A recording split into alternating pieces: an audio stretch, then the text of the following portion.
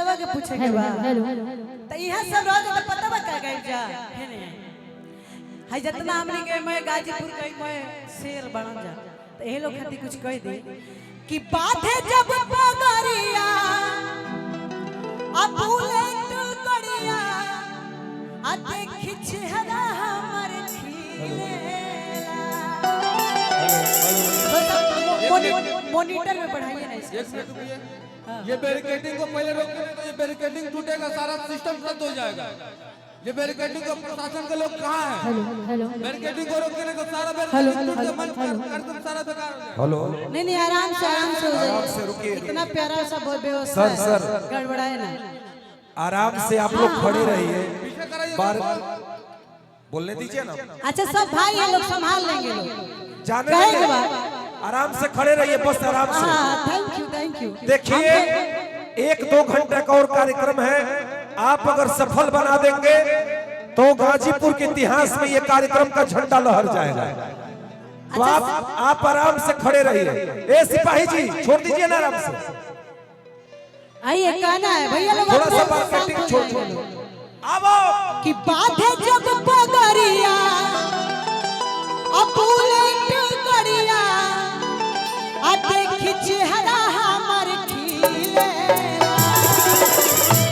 आ काहे खिलेला कि पोतरे बोलमुआ के पोतरे कमरिया। अच्छा अरे पोतरे कमर से मजा मिलेला।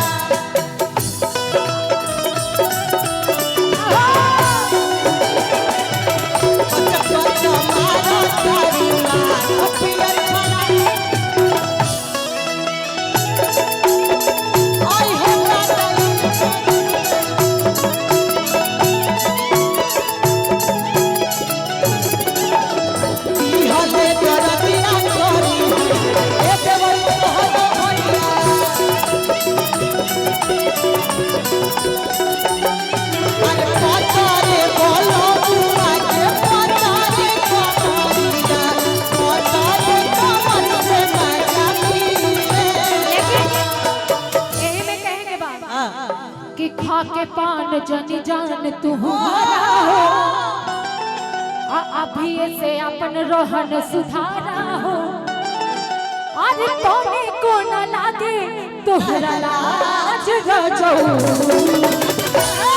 हो छाने छान बदले हो छाने छान बदले तोहरो मिजाज रजऊ हो के बात रजऊ उनके बात रजऊ हो छान बदले तोहरो मिजाज रजऊ हो के बात रजऊ उनके बात रजऊ।